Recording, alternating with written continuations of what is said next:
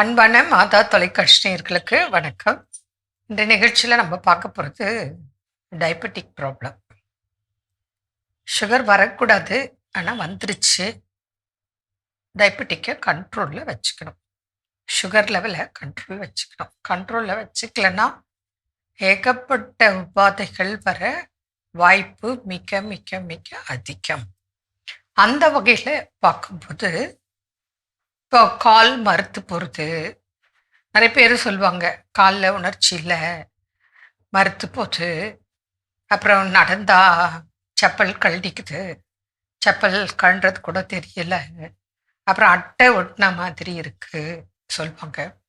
அப்புறம் சொல்லுவாங்க, பச்சை மிளகாய் அரைச்சி தேய்ச்ச மாதிரி எரிச்சல், காலில் கையில் உடம்புல எரிச்சல் அப்படின்னு சொல்லுவாங்க.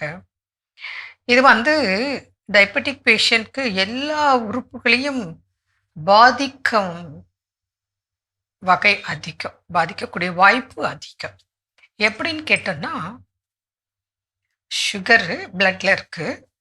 அந்த ரத்தம்ல சுகர் கலந்த ரத்தம் தான் நம்ம உடல் முழுவதும் எல்லா உறுப்புக்கும் சர்க்குலேட் ஆயிட்டு இருக்கு. இப்போ கண்ணுக்கு போது கண் பாதிப்பு ஏற்படும், ஸ்கின் பாதிப்பு ஏற்படும், லிவர், கிட்னி, ஹார்ட்டு, இப்படி எல்லா உறுப்புகளுக்கும் இந்த பிளட் போகிறதுனால எல்லா உறுப்புகளும் பாதிக்க வாய்ப்பு மிக மிக மிக அதிகம். ஒரு நகம் கட் பண்ணுறோம், ஒரு துளி தான் சதை சேர்த்து கட் பண்ணியிருக்கோம், அந்த புண்ணு அரை மாத கணக்கில் ஆகும். ஏதோ ஒன்று அடிபட்டிருக்கோம் காலில், தெரியாமல், ஏன்னா எனக்கு தான் உணர்ச்சி இல்லையே, அடிபட்டிருக்கோம். அதனால்தான் செப்பல் போடாமல் நடக்காதீங்க, வீட்டில் கூட செப்பல் போடுங்கன்னு சொல்கிறது டயபெட்டிக் பேஷண்ட்க்கு காரணம் புரிஞ்சுக்கணும் நிற்க. அப்போ புண்கள் டயபெட்டிக் பேஷண்ட்க்கு விரைவில் குணம் ஆகாது. வருடக்கணக்கில் புண்கள் ஆறாம பேஷண்ட்லாம் இருக்காங்க, புரியுறதா? அப்போது ஒரு கால் நகம் பாதிப்பு ஏற்பட்டு கால் விரல் எடுக்க வேண்டிய அர்த்தம் ஆயிடுது. இல்லை இன்னும் கொஞ்சம் மேலே பகுதியில் அடிபட்டு புண்கள் டயபெட்டிக் பேஷண்ட் கண்ட்ரோல் இல்லை, சுகர் லெவல், அப்போது காலையே எடுக்க வேண்டியான நிலை, புரியுதுங்களா? கண்ணு பாதிப்பு, கண் பார்வையே போயிடுது.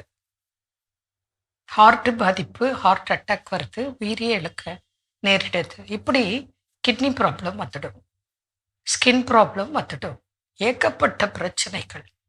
கூட இன்ஃபெர்டிலிட்டி, ஆணாக இருந்தாலும் பெண்ணாக இருந்தாலும் குழந்தையின்மைக்கு டயபெட்டிக்கும் ஒரு காரணம், உடல் பருமன் ஒரு காரணம், தைராய்டு ஒரு காரணம்.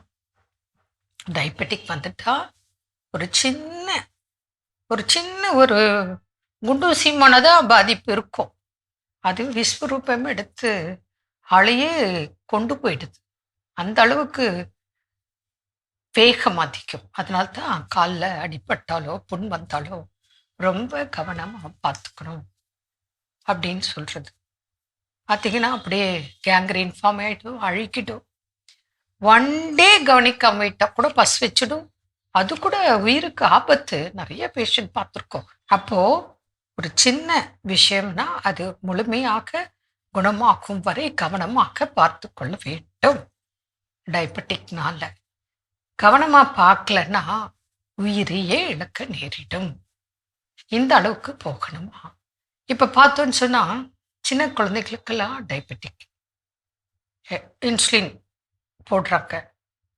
ஆனால் எவ்வளோ டயர்டு, படிக்க முடியாது, மற்ற குழந்தைங்கள மாதிரி ஆக்டிவாக நல்லா விளையாட முடியாது, டயர்டாகிடும், டல் ஆகிடுவாங்க, பசி வந்துடும், ஊசி போடணும், டைமுக்கு சாப்பிடணும், சாப்பிடலன்னா கஷ்டம், தண்ணி குடிக்கலன்னா கஷ்டம். இப்போ படிக்கிற குழந்தைங்களாம் எப்படி, எவ்வளோ ப்ராப்ளம் இருக்குது. ஆனால் அவங்களுக்கும் அந்த டயர்டெலாம் போகிறதுக்கு இப்போ இன்சுலின் காலையில் நைட்டு 2 நேரம் இல்லை 3 நேரம் நிறைய அளவு போகிறதெல்லாம் படிப்படியாக குறைத்து அந்த டயர்ட்னஸ்லாம் போக வைக்கலாம். குழந்தைகளுக்கு கூட, பெரியவங்கன்னா புரிஞ்சுக்கிட்டு செய்யலாம். நல்ல கண்ட்ரோல் பண்ணி மற்ற உறுப்புகளை பாதிக்காத வண்ணம் பாதுகாக்கும் வழிமுறைகள், வாய்ப்புகள் மிகுதியாக இருக்கு. பயன்பெறுங்கள், நலம் பெறுங்கள். மீண்டும் நாளை சந்திப்போம். நன்றி. அன்னை மரியே வாழ்க.